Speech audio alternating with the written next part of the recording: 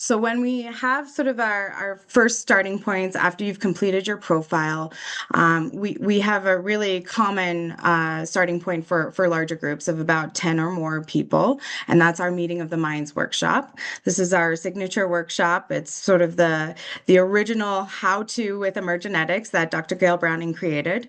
It's about 3 hours. It can be hosted virtual or in person, and it's really designed for any group, whether it's at a leadership level, a teacher level, or if it's intact teams or mixed groups. People walk out with a solid grasp of their profile, a new understanding of how their team thinks, as well as concrete strategies that they can implement immediately. We then also offer a smaller group option, which is our team dynamics session.